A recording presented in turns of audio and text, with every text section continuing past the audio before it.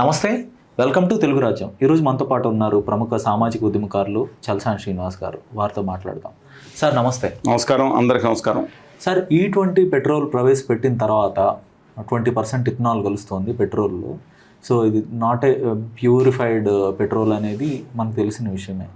So ఈ ప్రవేశపెట్టిన తర్వాత ఇప్పుడు కొత్తగా దాని తాలూకా దుష్ప్రభావాలు అయితే బయటపడుతున్నాయి ఒక్కొక్కటిగా. వెహికల్స్ అనేవి పాడైపోవటం, అంటే దాదాపు సంవత్సరం పైన అవుతున్నట్టుంది E20 పెట్రోల్ ప్రవేశపెట్టి. సో వెహికల్స్ పాడవుతున్నాయి. సో దీనికి సంబంధించి ఇప్పుడు కొత్తగా ఇంటర్నెట్లో చాలా వీడియోస్ సర్క్యులేట్ అవుతున్నాయి, సర్ఫేస్ అవుతున్నాయి. E20 పెట్రోల్కి వ్యతిరేకంగా ప్రజలు కూడా నినదించడం మొదలుపెట్టారు ఆన్లైన్ వేదికగా. సో ఆయన ఇప్పుడు కేంద్ర మంత్రి నితిన్ గడ్కరీ గారు దీని గురించి ఒక ప్రశ్న అడిగినప్పుడు, దీని గురించి అడిగిన వ్యక్తులు దేశద్రోహులు, యాంటీ నేషనల్స్ అని ఆయన స్పష్టంగా చెప్పారు. ఇదే లైన్, దీని గురించి అడిగే వ్యక్తులు యాంటీ నేషనల్స్. దీని గురించి మీరేమంటారు? మీరు కూడా యాంటీ నేషనల్ కనపడుతున్నారు నాకు. ఇది మీరు ప్రశ్న ఇస్తారంటే మీరు హిందూ మతద్రోహిగా కూడా కనపడుతున్నారు. మీరు హిందూ మతాన్ని చైనాకి మీకు కనెక్షన్ ఉన్నట్టు నాకు ఆయన పరిశీలన చూస్తే నాకు అర్థం అవుతుంది. మీకు మీ ఫేస్ కట్స్ చైనాకి అది అంతా ఇబ్బందిగా ఉందని చెప్పి మీరు కనీసం మీరు హాస్యంగా ఉండొచ్చు, బాధతో మాట్లాడుతున్నాను. ఓకే, అంటే ఒక ప్రశ్న వేస్తే చాలు దేశంలో వాళ్ళు దేశద్రోహులు, హిందూ మత ద్రోహులు, ఇంకోటి అయిపోతారండి. ఇవాళ ఆ పార్టీలో కనీసం ఆ సంఘటన కోసం పాటుపడినా, లేదంటే కనీసం ఆ పాతరం వ్యక్తి అన్నా, కనీసం ఆంధ్రప్రదేశ్ న్యాయం చేయాలని నేను మాట్లాడినప్పుడు ఆయన భావంలో పోలవరం మీద కనపడిన వ్యక్తి ఒక ఈయన ప్రధానమంత్రి అయితే బాగుంటుంది అనుకున్నాను. కానీ చాలా కేటగిరీలకి ఆయన దీన్ని డిఫెండ్ చేయటం, ఆయన మీద నా అనుమానం ఆ క్రోనిక్ క్యాపిటలిస్టులైన అద్దా మోడీజీ వాళ్ళు కూడా ఈయన మీద ఎలవ్ చేస్తున్నట్టున్నారు. ఎందుకంటే వాళ్ళకి ఈయనకి పట్టలేదనే అభిప్రాయం కొన్ని చోట్ల ఢిల్లీ వర్గాల్లో ఉంది. మళ్ళీ చాలా డెప్త్ అండి ఇది ఆలోచన మీకు చెప్పేది. ఓకే, అక్కడ ఆర్గనైజేషన్లో డెఫినెట్గా ఆ పార్టీకి కానీ సంస్థాగతంగా RSS కానీ చాలా కరడు కట్టిన నమ్మకస్తులు ఎవరైనా ఉన్నారంటే ఆ పార్టీలో ఇవాళ నెంబర్ 1 స్థానంలో కేంద్ర ప్రభుత్వంలో చెప్పుకోవాలంటే ఫస్ట్ అండి గడ్కరీ గారు. ఆ తర్వాత ఆయన కూడా ఉన్నారు అనుకోండి, ఉత్తరప్రదేశ్ మాజీ ముఖ్యమంత్రి ఆయన కూడా ఉన్నారు. సరే, ముఖ్యమంత్రి యోగి ఆదిత్యనాథ్ గారు సరే పక్కన. ఇప్పుడు సరే, అది వాళ్ళ పార్టీ కూడా కావాలని ఎలా చేసే విధంగా కూడా కమింగ్ బ్యాక్ దిస్, ఈ దేశంలో ఎవడైనా అడిగి పెట్టారండి? 1.5% మామూలుగా ఉండేది. అన్ని ఇంజన్స్ B6 లేకపోతే మా ముందు ఉందో అన్నీ ఎలా ఉండేది. ఎవడిని అడిగి పెట్టారు? ఏ పరిశోధనలు పూర్తిగా చేసి పెట్టారు? ఏదే దేశంలో పరిశోధన కాదండి, మన దేశంలో ప్రయోగాత్మకంగా. అసలు మీకు తెలుసా, నాకు తెలిసి చాలా కాలం బట్టి కలిపి కొడుతున్న విషయం మాకు తెలియదు. పెట్రోల్ బంకులో పెట్టారా? ఎక్కడ చూసినా ఆదా మోడీ గారు గడ్డమను, ఆదా మోడీ గారు దేశం కోసం పాటుపడ్డారా? మీరు లేకపోతే మీ జీవితం 2014 తర్వాత స్వతంత్రం వచ్చినట్టు ఇవన్నీ ఫోజులు ఉండే. కానీ ఏ రోజన్నా మీకు 20% కడుతున్నాం, మీరు కట్టే దాంట్లో చెప్పి ప్రతి దాంట్లో పెట్రోల్ బంకులో దాని మీద బంక్ కొట్టే దాంట్లో పెట్టారండి? బయటికి చెప్పారు అసలు? అంటే మీకు తెలియకుండానే ప్రజలకు తెలియకుండానే మీ జేబుకి చిల్లు పడతా, మీ బళ్ళకి తుప్పట్టిపోతూ ఉంటాయా? ఓకే, మళ్ళా చెప్తున్నానండి, 1.5% ఉండేది 20%. ఒక ఉన్నత సేవాన్ని వరకు గౌరవిద్దాం. ఏంటి, విదేశీ మార్గద్రవ్యం ఆదా అవుతుంది. చైనాకి 2 లక్షల కోట్లు మోడీ గారు వచ్చినట్టు విదేశీ మార్గద్రవ్యం వెళ్ళిపోయేది అదనంగా మనకి. అంటే వాళ్ళు ఇంపోర్ట్ అండ్ ఎక్స్పోర్ట్స్ పోగా ఇప్పుడు దాదాపు 10 లక్షల కోట్ల రూపాయలు ఆ దిక్కుమాలిన చైనాకి భారతదేశ విదేశీ మార్గద్రవ్యాన్ని అప్పచెబుతున్నాం. Make in India, Atmanirbhar Bharat పెట్టిన తర్వాత. ఓకే, అంటే అత్యవసరమైన ఇంపోర్ట్స్ అది వేరండి. 10 లక్షల కోట్లకు చేరుకుంది ఇవాళ. అది విదేశీ మార్గద్రవ్యం కాదా? ఇంకోటి, ఇండియాలో విదేశీ మార్గద్రవ్యం ఆయిల్ మీద ఎంత ఖర్చు పెడుతున్నాం? సబ్జెక్ట్ అంటే ఇయర్ టు ఇయర్ 12 లక్షల కోట్లు ఖర్చు పెడుతున్నాం అనుకోండి. కానీ 4 లక్షల కోట్లు ఎగుమతి చేస్తున్నాం, నికరంగా 8 లక్షలు. అంటే రష్యా నుంచి చీప్ ఆయిల్ ఉత్పత్తి చేసుకుని ఈ గుమా వ్యాపారులు విదేశాలకు ఎక్కువ రేట్లు అమ్ముకుని లక్షల కోట్లు లాభం సంపాదిస్తారు. మన ప్రజలు మాత్రం పెట్రోల్ 40 రూపాయలకి తెచ్చుకోలేరా? $115 ఒక క్రూడ్ ఆయిల్ ఉన్నప్పుడు కాంగ్రెస్ గవర్నమెంట్ జమానా ఒక టైంలో పెట్రోల్ 60-70 రూపాయలు, డీజిల్ 59 రూపాయలు, 6 రూపాయలు ఉండేదే. అప్పుడు ఈ 20% లేదు కదా, 1.5% కదా. ఈ 20% కలిపినప్పుడు ఎంత ఉండాలి? ఇవాళ $70 పడిపోయింది కదా, కొంచెం అటు ఇటు. $70 పడిపోయినప్పుడు పెట్రోల్ 40 రూపాయలు రావాలి కదా. ఓకే. నేను ప్రశ్న అడుగుతున్నాను, సమాధానం చెప్పడం అసలు ఏంటిది? 980% ట్యాక్స్ డీజిల్ మీద వేసి లక్షల కోట్లు, 20 లక్షల 25 లక్షల కోట్లు కేంద్ర ప్రభుత్వం వసూలు చేసి గుమ్మ వ్యాపారులు లోన్లు రద్దు చేసినా ఏం చేసింది? పాత బాండ్లు తీర్చింది. మనం చాలాసార్లు మన పాయింట్, పాత బాండ్లు తీర్చింది. ఆ గ్యాస్ సబ్సిడీ మీద ఇచ్చిన దాంట్లోంచి కొంచెం తీర్చింది. గ్యాస్ సబ్సిడీ మన 400 రూపాయలు ఉండేది కదండి, 900 రూపాయలు చేసి దాంట్లో మిగిలిన దాంట్లోంచి ఏదో బాండ్లు కొన్ని ఇచ్చారంట, కోవిడ్ ఇంజక్షన్ ఇచ్చారంట పక్కన. మరి 25 లక్షల కోట్ల సబ్జెక్టు కరెక్షన్ ఏమైపోయినాయి డబ్బులు? గుమ్మ వ్యాపారులు రద్దు చేశారు కదా. లేదు దేశబుద్ధి ఏంటో, దేశబుద్ధి అంత చేసింది. 53 లక్షల కోట్ల అప్పులు తీసుకెళ్ళి 223 లక్షల కోట్ల అప్పులు ఈ దేశాన్ని తీసుకెళ్ళి పెట్టారు కదా 2014 నుంచి 2026 వరకు. దేశ ఆదాయాన్ని పన్నులు 300% పెరిగింది కదా. 2014 నుంచి 26 ఒక 300% ఇండియా సెంట్రల్ గవర్నమెంట్ ఆదాయం పెరిగింది కదా. ఏదో అభివృద్ధి కాదు అంత 300% జీతాలు పెరిగింది సెంట్రల్ గవర్నమెంట్కి. ఎంప్లాయీస్కి మాట్లాడమనండి. సరే దీని సమస్యకు వద్దాం. మీరు పూర్తిగా ప్రజలకి ఎడ్యుకేట్ చేసి మీరు ఎందుకని చేయలేకపోతున్నారు? ఇవాళ దీనికి ప్రీమియం పెట్రోల్ అంటే 100% ఆక్టేన్ లేదా ఈ విధానాలు కలపని పెట్రోల్ కూడా పెట్రోల్ బంక్లో దొరుకుతుంది. ఎంతో తెలుసా? 160-170 రూపాయలు అమ్ముతున్నారు. అంటే ఆనాటి అంటే ప్రీమియం అనే క్వాలిటీ ఏదో యాడ్ చేస్తున్నా తీసేసినా మీరు 150 రూపాయలు పెడితే కానీ మాకు ఇవాళ పెట్రోల్ రాదా? 100% ఎథనాల్ ఏమైపోయినాయి ఇవన్నీ? ఓకే. అసలు ఏమవుతుంది ప్రజలకు అర్థమవుతుంది? తుప్పు. ఇవాళ పురోహిత్ గారిని ఒక ఆయన, ఒక 10 వీడియోలు ఆయన వచ్చినాయి. ఇంకొక ఆయన కూడా ఏది హైక్రాస్ ఇన్నోవా కొంటే దాంట్లో ఎన్ని పార్ట్లు ఎన్ని వస్తున్నాయంటే ఏంటి ఖర్చు? బెంచ్ కార్లు కూడా పాడైపోయినాయి, మామూలు కార్లు, స్కూటర్లో అన్నిట్లో. ఇది ఎందుకంటే ఆయిల్ కంటెంట్ కంటే ఎవాపరేట్ దాంట్లో కూడా వాటర్ మిగిలిపోతుందండి, కార్బోరేటర్, ఎన్ని ఇబ్బంది జరుగుతుంది. అంటే ఎన్ని వాహనాలు ఈ దేశంలో, ఎన్ని వాహనాలు 20 నుంచి 25 కోట్ల వాహనాలు ఉంటే పెట్రోల్ వాహనాలు 2 ద్విచక్ర వాహనాలు అత్యధికం.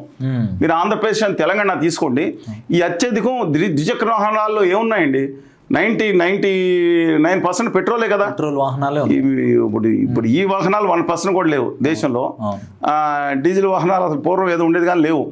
మరి వీళ్ళందరూ మంచి కార్ల విషయంలో చాలామంది ఇప్పుడు BS6 అని చెప్పి వచ్చింది కదా, దాని ముందు వాహనాలన్నీ ఇప్పుడు బెలను అనేక వాహనాలన్నింటినీ డీజిల్కి కష్టమై పెట్రోల్లోకి మార్చుకున్నారు. ఏం చేయాలి అంటే 2023 లోపల కొనేవాళ్ళు ప్రతి ఒక్కళ్ళు గుర్తుపెట్టుకుంది. నేను చెప్తున్నాను, మీరు కానీ మీకు కానీ మీ బంధువులకు కానీ బంధుమిత్రులకు కానీ ఎవరికన్నా 2023 లోపల కొన్న పెట్రోల్ వాహనం ఉంటే దయచేసి మీరు ప్రశ్నించండి. ఎవడు అబ్బా సొమ్మని ఇలా చేస్తున్నారు ప్రజలకి ఇన్ఫర్మేషన్ లేకుండా. పైగా ఇప్పుడు కొత్త కార్లకు 5,000 వేస్తే మారుతిలో మిగతా చోట్ల ఇస్తారంట. ఇది ఓ పక్కన ఉందండి, ఈ పక్కన తుప్పడుతుంది. ఎన్ని విదేశీ మార్గద్రవ్యం ఆదా చేయడానికి చాలా చేయండి. ఆ దిక్మాల పాకిస్తాన్ లేదా దిక్మాల చైనా విషయంలో మన దిగుమతులు తగ్గించండి. నేను ఇంకోటి చెప్తున్నాను, మీరు మిగతా హైడ్రోజన్ మిగతా పవర్ ఎందుకు చేయలేదు 12 సంవత్సరాల నుంచి? ఎందుకని ఈ వెహికల్స్ ఎందుకు పెంచలేదు? మా CNG మా భూగర్భంలో దొరుకుతాం. మీదంత సంగతి నేను ఆంధ్రప్రదేశ్ తెలంగాణ సంగతి మాట్లాడుతున్నా. మాకెందుకండి? మా CNGకి ఏమండి మాకు అర్థం కాదు. మీకు ఎందుకండి అసలు? పెట్రోల్ అన్నింటిలో 5,000 కన్వర్షన్ కిట్ మాకు డిస్కౌంట్ ఇచ్చి సబ్సిడీ ఇచ్చి అన్ని కార్లలోనూ కన్వర్షన్ కిట్ పెట్టమనండి. పెట్రోల్ కూడా కొత్తగా వచ్చింది కదండి వెహికల్స్, చిన్న కన్వర్షన్ కిట్లు తెలుసా మీకు? నేనన్నా మా CNG మా దగ్గర దొరుకుతుంది కదా భూగర్భంలో. మాకు 20 రూపాయలకి ఇవ్వండి, 180 రూపాయలు మీ అయ్యే సొత్తని దొబ్బుపోతున్నారు అక్కడ ఇంకెక్కడికన్నా. వాళ్ళు గుజరాత్కి 30 లక్షల ఇళ్ళకి ఇచ్చి మాకేమిటి? నేను ప్రశ్నిస్తాను. నేను ప్రశ్నిస్తే తప్పండి. మా భూగర్భంలో భూమి కుంగిపోతే ఆంధ్రప్రదేశ్లో దేశం మొత్తం మీద దొరికే గ్యాస్లో 1/3 ఆంధ్రప్రదేశ్ దొరుకుతుంది. పార్లమెంట్ స్టాండింగ్ కమిటీ నిర్ణయం ప్రకారం లేదు, మిగతా 50% మాకు రాయల్టీ ఇవ్వాలి, ప్రాఫిట్ గ్యాస్ ఇవ్వాలి కదా. నేను అడుగుతున్నాను, మా పెట్రోల్ వాహనాలకి CNGగా చక్ర వాహనాలంటే మార్చుదాం.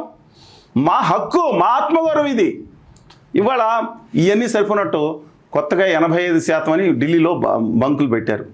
100 బంకులు పెట్టి 80%, 85% అందులో 18 మార్చి మళ్ళీ పెట్రోల్ బంకులు అంటే అది పెట్రోల్ ఎలా అవుతుంది? ఇథనాల్ బంకులు అనాలి దాన్ని. మీకు పాలల్లోనేమో నేను చెప్పింది ఒకసారి గమనించండి. ఒక 10 లీటర్ల పాలలో 1 లీటర్ నీళ్ళు కలిపితే దాన్ని వేరే అంటాం. 100 లీటర్ల నీళ్ళల్లో 1 లీటరు పాలు కలిపితే దాన్ని పాలు అంటామా? నీళ్ళ కల్తీ అనాలి, పాలు కల్తీ కాదు నేను అంటున్నాను. అదేవిధంగా నాకు అర్థం కాదు, 85% ఎత్తనాలు పెట్టి పెట్రోల్ బంకులు కొత్తది పెట్రోల్ అంటే ఎత్తనాల్ బంకులు పెట్టామని చెప్పుకోండి. దాని మీద ఇంకో విచిత్రం నమ్మలేనిదని చెప్పనా మీకు? 2026 ఈ జూలై 1 వరకు ఈ దేశం మొత్తం మీద దానికోసం ఫ్లెక్సీ వెహికల్ ఇంజిన్ అని తయారు చేయమన్నారు. మారుతి, రాయల్ ఎన్ఫీల్డ్, కొంచెం స్కూటర్లు కూడా తయారు చేస్తున్నాయి. ఈ దేశం మొత్తం మీద 3 కార్లు అమ్మారంట మొన్నటి వరకు. పెట్రోల్ వచ్చేసింది, దానికి సరిపడా 85% వాడుకునే కార్లు 3 వాడారంట. ఓకే, మరి 3 కొన్నారంట ఇంతవరకు. నమ్మట్లేదా? 3 ఇండియాలో 3 కార్లు కొందాయి, 3 కార్లు. ఓకే, నేను ఇథనాల్ వినియోగాన్ని ఆహ్వానిద్దాం, విదేశీ మార్గదర్శనం చేద్దామని. ప్రజలకు ఎడ్యుకేషన్ లేకుండా, ఇంజిన్స్ అప్డేటేషన్ లేకుండా వాళ్ళ కోసం వేరేది కన్నా ఇవ్వాలి కదా. ఆ ఇంజిన్లు పాడేయకుండా కొన్ని రోజులు దానికి ఉన్న లైఫ్ 15 సంవత్సరాల లైఫ్ ఉండే వరకు మనం 100% పెట్రోల్ లేదా 98% పెట్రోల్ ఇవ్వాలి కదా. వాళ్ళని అడగకుండా మేము ఇచ్చేసాం, ఇదేం గొడవ అండి. ఇప్పుడు కొత్తగా నేను ప్రకటించారు 100%గా తీసుకొచ్చామని. తీసుకురండి, దానికి సరిపడా ఇంజిన్లు తయారు చేయించండి ఫస్ట్. మీరు అర్థం కాదు, ముంగల పెట్రోల్ పోసేసి ఇంజిన్ తర్వాత మార్చుకోమంటారా? ఇంజిన్ తయారు చేసిందా పెట్రోల్ పోసి? నేను అడుగుతున్నానండి. మీకు గ్యాస్ట్రిక్ ప్రాబ్లం వచ్చింది, మీకు కడుపులో సర్జరీ చేశారు, మీకు అర్థమైంది కదా. ఆ తర్వాత ఏమన్నా చేసుకో, ముందర ఆ ట్యాబ్లెట్ సర్జరీ తర్వాత వేయాల్సిన ట్యాబ్లెట్లు ముందర వేసేసుకున్న తర్వాత సర్జరీ చేయమంటారా? సర్జరీ తర్వాత మీకు రిహాబిలేషన్ ఉంటుంది. మీకు అర్థం అంటే మీకు ఎవరికైనా కాళ్ళు ఇరిగింది అనుకోండి, కాళ్ళు ఇరిగిన తర్వాత సర్జరీ చేసిన తర్వాత రిహాబిలేషన్ నడిపిస్తారు. సర్జరీ చేయకుండా నడిపిస్తారా? నడిపించరు కదా. విచిత్రం ఉందా? వెనక మన రోగం ఉందా? నాకు విచిత్రంగా ఉంది ఇది. అందుకని ప్రజలు దయచేసి మీలో ఎవరన్నా మీ బంధుమిత్రులు, మళ్ళీ చెప్తాను, పెట్రోల్ వెహికల్స్ వాడేవాళ్ళు ఉంటే దయచేసి ఇది అందరికీ చెప్పండి. ఈ దేశ కనీసం మన ప్రభుత్వ ఒక బాధ్యత, మనందరికీ ప్రతి పెట్రోల్ బంక్లోనూ ఆ దివిజ్ మంగళ మోడీ గారి స్వరూపాన్ని, వాళ్ళ బాస్ అదానీ గారు కదా అద్దానీ గారు, ఎవరు స్వరూపాన్ని చూడాలి మనకు తెలియదు, కానీ దయచేసి వీరందరికీ ప్రజలకు తెలియచేయండి దీని మీద వచ్చే లోపాలు ఏంటి. అలాగే కొన్ని ఇంజిన్స్ మార్చుకునే, ఇప్పుడు కూడా 5,000 పెట్టుకుంటే ముందర చెప్తే మార్చుకుంటారేమో ప్రజలు. పైగా ఇవాళ పెట్రోల్ ఎంత అమ్ముతున్నారండి? లీటర్ ఎంత? 114 రూపాయలు ఎంతో, 114, 113, 15 ఎంత ఉంది. ఇది 80% పెట్రోల్ రేటు, ఇథనాలు కలిపిన రేటు కాదు. అప్పుడు 70 క్రూడ్ ఆయిల్ 70 ఉండగా.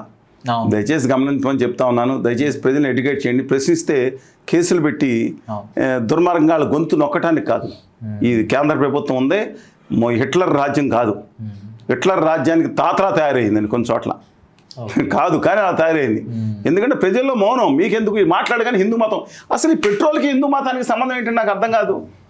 మీకు నవ్వుగా ఉంది కానీ మాకు మన కోసం 1000 రూపాయలన్నా పర్వాలేదు.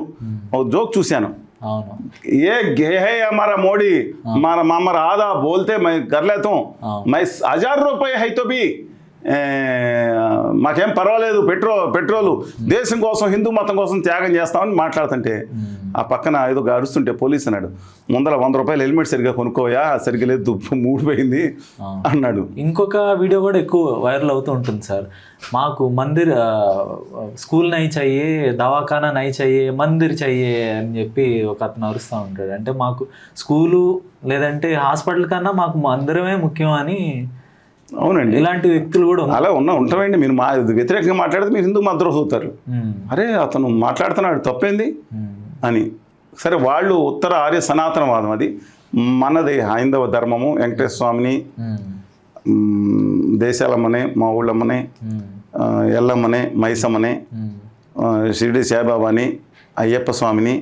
సార్ చాలా తెలివిగా మీరు హిందూ మతంలో కూడా విభజన తీసుకొస్తున్నారు కదా. నేను తీసుకురాలేదు. ఇక్కడ మన రాష్ట్రంలో అధికారంలో ఉన్న అత్యంత ప్రభావవంతమైన వ్యక్తి ఉత్తరానికి ఒక ఆలయానికి వెళ్ళి, సగం కట్టిన ఆలయం దగ్గరికి వెళ్ళి, మా వెంకటేశ్వర స్వామి ఇక్కడి నుంచి మేము అందరం తిరుపతి నుంచి వెళ్ళిపోయి ఈ ఆలయంకి వచ్చేస్తాను, మన ఆంధ్రప్రదేశ్ యొక్క కాదు, మేమందరం పూజించే వెంకటేశ్వర స్వామి ప్రతిష్టని మాట్లాడినప్పుడు ఆ ప్రశ్న వేయాల్సింది.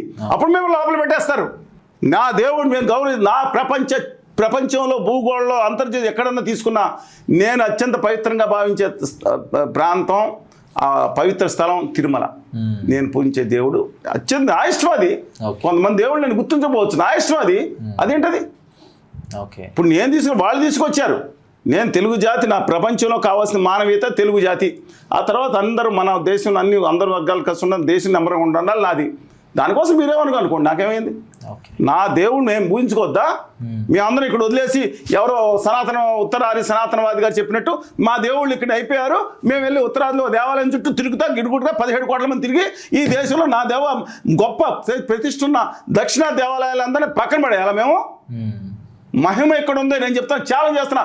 ఈ ప్రపంచంలో అత్యంత గొప్ప కళావంతమైన ఇది కాకుండా బహు అద్భుతమైన మహిమ గల దేవాలయాలు, మహిమ గల దేవుళ్ళు మా దక్షిణాదిలో ఉన్నారు. నా ఇష్టం, ఓకే, ఖచ్చితంగా మా హక్కది. ధన్యవాదాలు సార్. ధన్యవాదాలు.